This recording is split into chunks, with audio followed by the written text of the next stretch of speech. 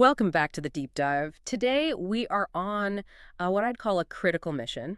It's a custom deep dive we've put together to really conquer these areas of real estate law and documentation that, they trip people up all the time. They really do. We're going right into that zone where you think you know the answer, you get the general vibe, but you miss that one tiny hyper-specific legal distinction. And that one distinction changes everything. It's because real estate, it's not about good intentions.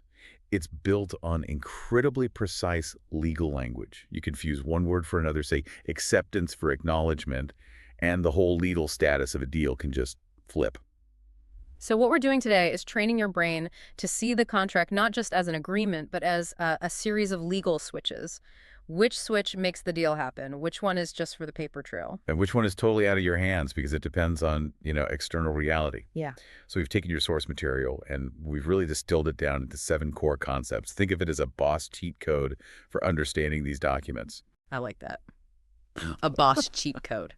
Okay, so we're going to tackle contract formation, disclosure, the big one, conditions, and waivers. Oh, yeah. We'll spend some time there. Then we'll get into some very specific Terrian traps and finish up with the risks of rural property access. Perfect. Let's jump right in then. Yeah. Section 1, the contractual documentation trap. This is acceptance versus acknowledgement. In plain English, they feel so similar. They do, but in law, they do completely different jobs. Yeah. And you cannot substitute one for the other. It's probably the most fundamental distinction we'll talk about today. Okay, so let's break down. What is the legal job of acceptance? Acceptance is the action. It's the moment the deal is made. It directly answers the question, do we have a deal? It's the final signature on the final terms that turns a proposal, an offer, into a legally binding contract. So until that signature of acceptance happens, you've just got, what, an offer floating in the air? Exactly. It's just an offer that can be revoked, it can expire, it's legally inert.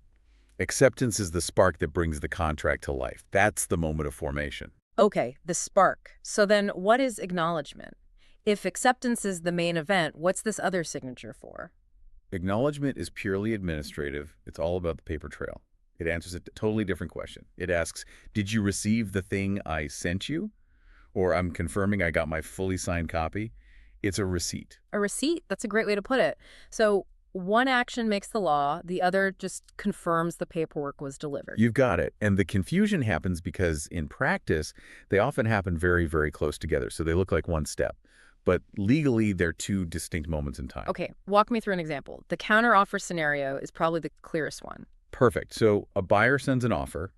The seller looks at it and says, no, I want more money and a different closing date.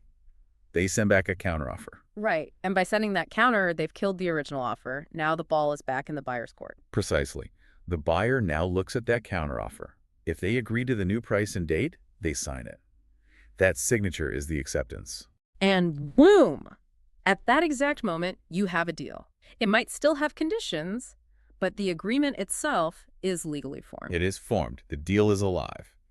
Now, for the second step, the buyer's agent needs a copy of that final, fully executed contract for their files, for the lawyer, for the bank. So the seller's agent sends it back. They send it back. And the buyer, or their agent, will then sign the acknowledgement portion of the form. That signature doesn't create the deal already exists. It just creates a time-stamped record proving when they receive the final paperwork. Okay, so why is that paper trail, that receipt, so important? I mean, if the deal's already made, why does it matter when I prove I got the papers? It matters for deadlines. A lot of conditions in a contract will say something like, the buyer has 5 business days from receipt of the accepted agreement to get a home inspection. Ah, I see. So the clock starts ticking not from when the deal was accepted, but from when the paperwork was acknowledged as received. Exactly. If there's ever a dispute about whether the buyer had enough time to fulfill a condition, everyone's going to look at the date on the acknowledgement, not the acceptance.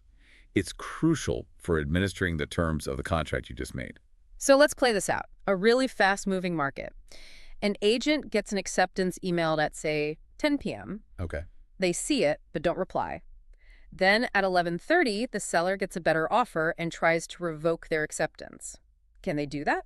Well, this is where the rules of communication come in. If email was an agreed-upon method of communication, then the contract was formed at 10 p.m. when the acceptance was sent and received. The deal is done. The attempted revocation at 11:30 is too late. It's legally inelective, Right. but the acknowledgement part is still important. Let's say the deposit was due within 24 hours of receipt of the accepted agreement. Mm. The buyer's acknowledgement, or at least proof the email was delivered, starts that 24-hour clock. One function forms the deal, the other administers it. This applies to amendments too, right? If you change an already existing deal. Always. An amendment is basically a mini-contract. You have to sign to accept the change, like a new closing date, and then you have to sign to acknowledge you've received the copy of that signed amendment. You need both steps: the agreement to change and the receipt for the paperwork confirming the change. Okay, so this is the aha moment for anyone studying this. When you're looking at a scenario, you have to ask what legal job is being done. Exactly. If the question is about making the deal, about the meeting of the minds, about contract formation, The answer is acceptance. it's always acceptance.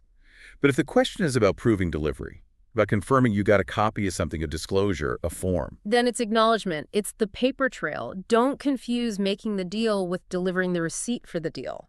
and that focus on the paper trail, on documentation, is the perfect bridge to our next section, Section 2, the mandatory paper trail for disclosures. Right. This is where we get into professional liability in a big way. It's where the helpful sounding answer is often the legally wrong one.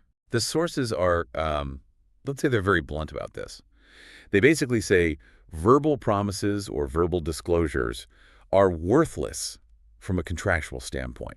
They are a massive source of litigation. Because you can't prove who said what. You can't. So the question becomes, as an agent, how do you protect your seller client when you know there's a material latent defect, Mm-hmm. something you legally have to disclose? Right. You can't just mention it at the open house and hope for the best. Oh, yeah, the basement floods, but we fixed it. That's not going to cut it. Not even close. The rule is strict.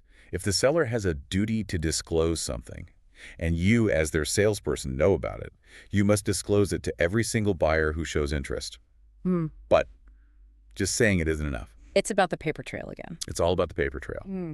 The core technical requirement is that you have to make your best efforts to get a written acknowledgement from the buyer. So you have to try to get them to sign something saying, yes, I was told about the leaky basement. Yes. And then after they sign that acknowledgement, you have to provide them with a copy of it. You're creating a verifiable record that the information was transmitted and received. Okay, let's use a real-world example. Let's say there was a fire in the attic 5 years ago. It was fully repaired, but it's still a material fact. A stigma. A classic latent defect. You have to disclose it. So the wrong way is the agent pulls the buyer aside and says, hey, just so you know, there was a small fire up there, all fixed now, no big deal. The buyer nods and says, okay, thanks. A year later, the new owner is renovating, finds some charred wood the inspector missed, and sues your seller for non-disclosure. What's your defense? You have nothing. It's your word against theirs. A complete nightmare. Now, the right way. The agent prepares a one-page document. Disclosure regarding property history. It states the facts. A fire occurred in the attic on this date. Repairs were completed by this company. See attached invoice. And you present this to the buyer before an offer is even accepted. Absolutely. The buyer reads it, signs the bottom, which is an acknowledgement that they have received and reviewed this specific disclosure.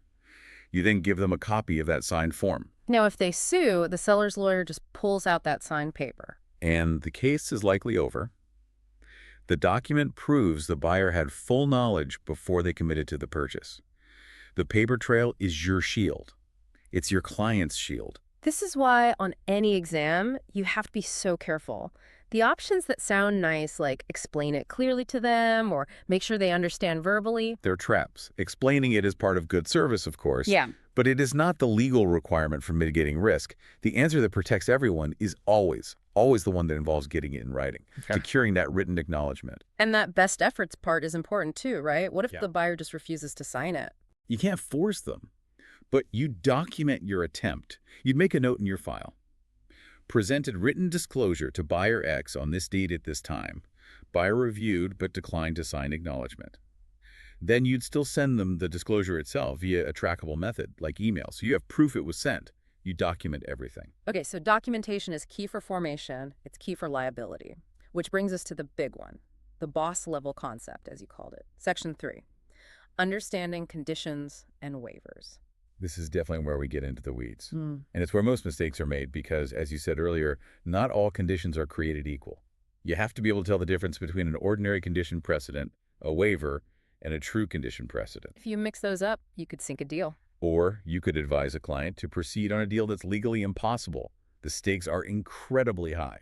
Okay, let's start with the most common one, the ordinary condition precedent, or just CP. Right. This is your bread and butter. It's a clause in the agreement that says the deal isn't firm until something happens. And it's almost always there for the benefit and protection of one party, usually the buyer.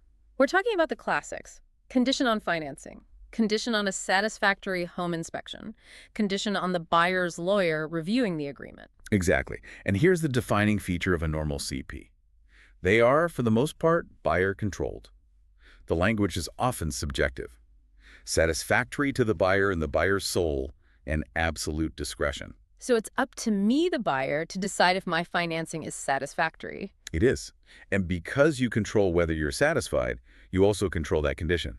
You have the power to just drop it, to give up that protection. And that act of giving it up, that's the waiver. That is the waiver. It's a formal written document where the buyer says, I was protected by this financing condition, but I am now intentionally giving up that protection. Make the deal firm. You're removing your own safety net. You are. And there are strict rules. It has to be in writing.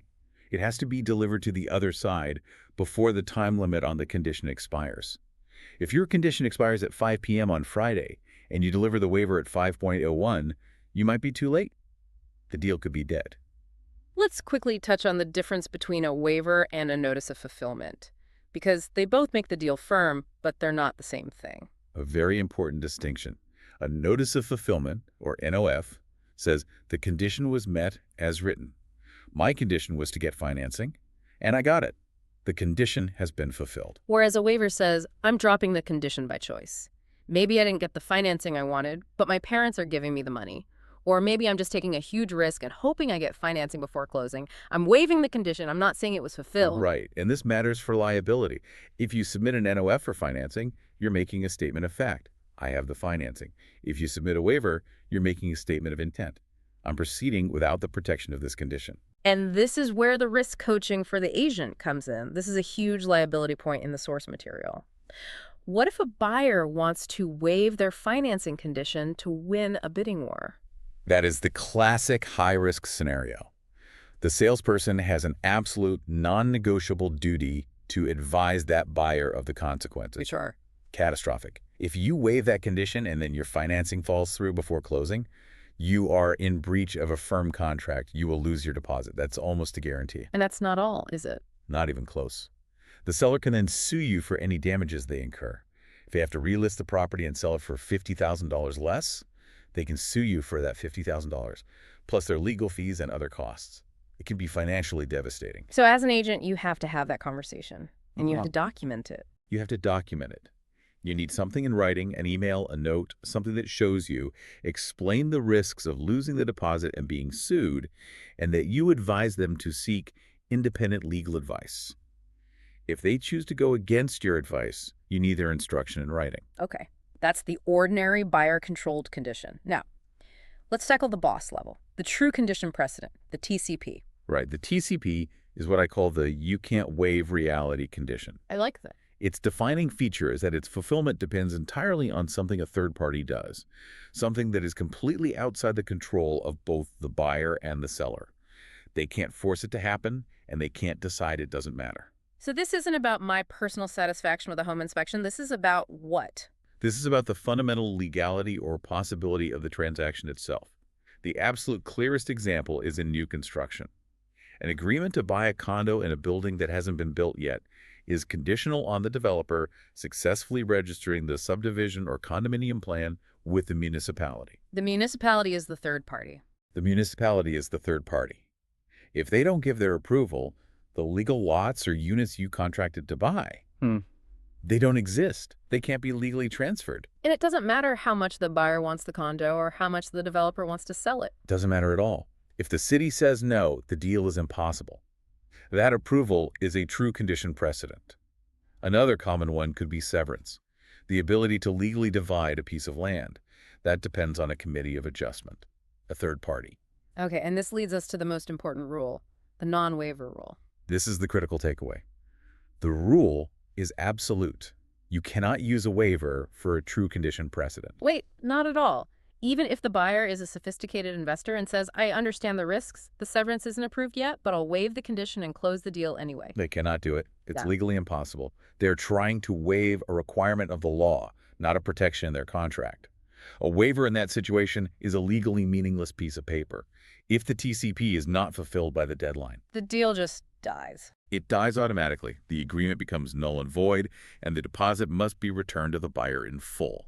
There is no other option. This is such a powerful framework. So an ordinary CP puts the power and the choice in the hands of the buyer, Yes. but a true condition precedent takes the power away from both the buyer and the seller and gives it entirely to that third party. That is the perfect way to think about it. That is your critical thinking model. When you see a condition, you have to ask yourself, who controls this?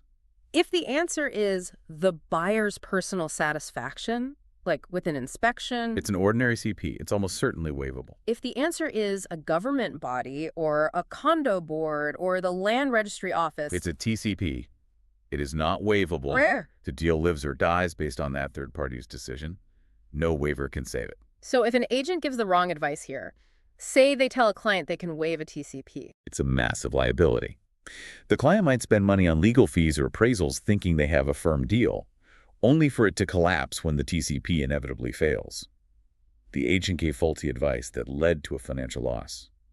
It's a serious error. This level of precision is it's everything. Okay. Let's shift from the contract itself to a specific protection plan that's also filled with traps. Section 4, Terrian coverage exclusions. Right. And the big trap here is the word almost. The sources are very careful to say that almost all new homes are protected by Terrian warranties. And that word almost is your signal. It means any answer choice that says all new homes is a trap. It's an absolute statement. And in law, absolutes are almost always wrong. They're designed to be wrong. So you need to know the specific exceptions.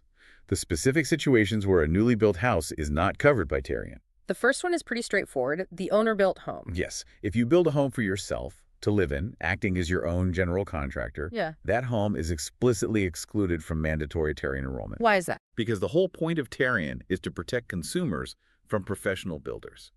If you are the builder, the law basically says you can't warranty the work to yourself. The system is designed for a transaction between a builder and a buyer, not for someone building for their own use. And that exclusion sticks with the house, right? If you build it for yourself, live in it for a year, and then sell it, it's still not covered. Correct.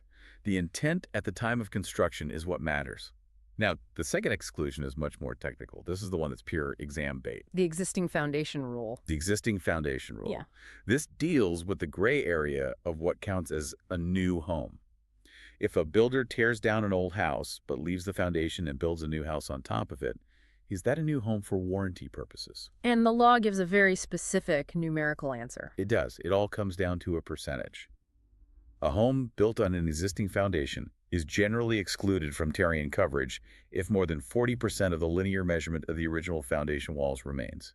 Okay, let's unpack that. Linear measurement. So you're measuring the length of the old foundation walls that are still being used. You are. Let's say the original foundation was 100 feet all around. If the builder keeps 50 feet of that old wall and builds the new house on it, that's 50%. That's more than 40%. And so that house would likely be excluded from Terrian. Correct.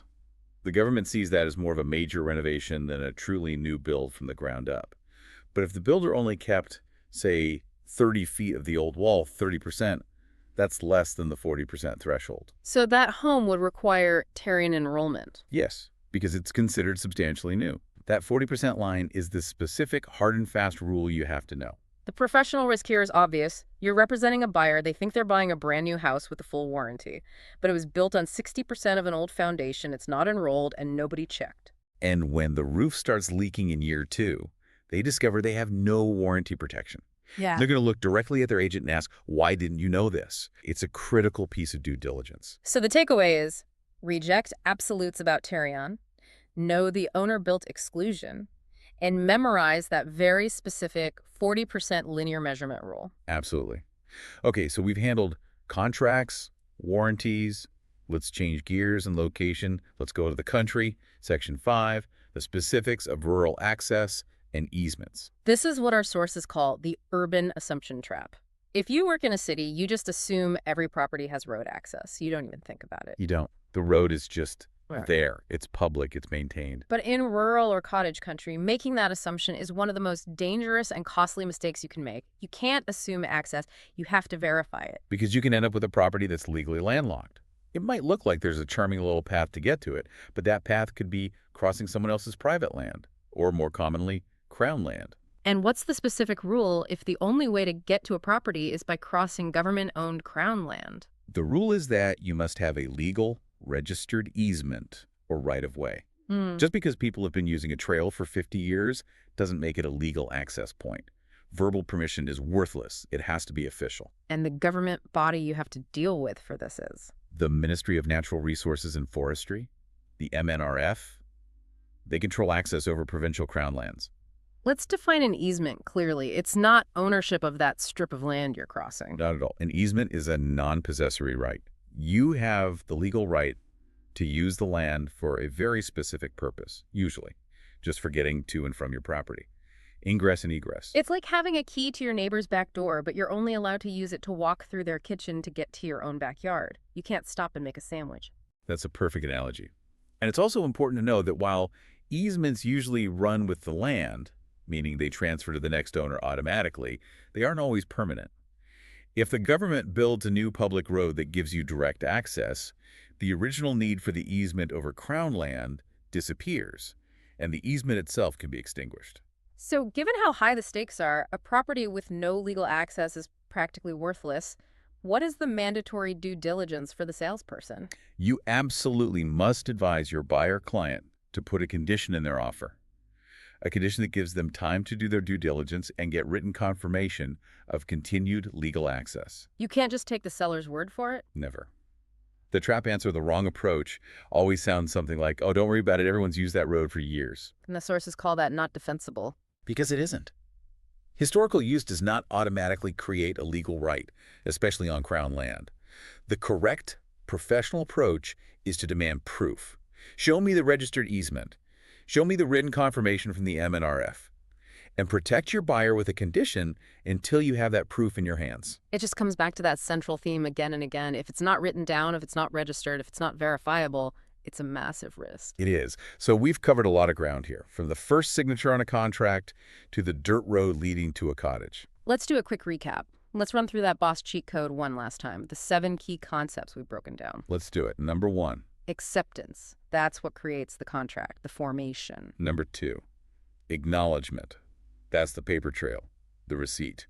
Number 3, written disclosures. Verbal doesn't cut it. You need to make best efforts to get a written acknowledgement to manage liability. Number 4, waivers. They are for ordinary conditions, precedent only, the ones the buyer controls. Number 5, the true condition precedent. It depends on a third party. It cannot be waived. Reality is not waivable. Number 6, tiering exclusions, no absolutes. Remember owner-built homes and that very specific 40% foundation rule. And finally, number 7, rural access. You must verify legal registered access, especially over crown land, and protect your buyer with a due diligence condition. That's it. And mastering those 7 distinctions. It's not about memorizing words. It's about understanding consequences.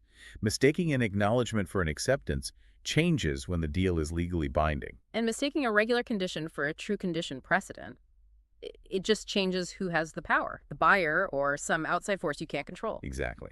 The risk profile of the entire deal hinges on getting these definitions right. It really is about knowing the precise legal job of every signature and every clause. And that knowledge isn't just about passing an exam. It's about understanding where real power and real liability lie in a transaction. Which brings us to a final thought for you to consider. Okay, let's hear it. You now know the fundamental difference between a buyer-controlled condition, like a home inspection, and a third-party controlled true condition precedent, like municipal zoning approval. So think about this. How does that knowledge change your job? How does it tell you exactly when you can confidently guide a client through a decision like waiving a personal protection versus when your professional duty requires you to stop and insist that they get external legal advice because you are now dealing with a force outside the contract? The difference between exercising a right and being subject to reality. That boundary. Knowing where that boundary is. That is the mark of a true expert. A powerful place to end. Thanks for joining us for this deep dive. We hope this gives you the precision and the confidence to navigate these legal concepts.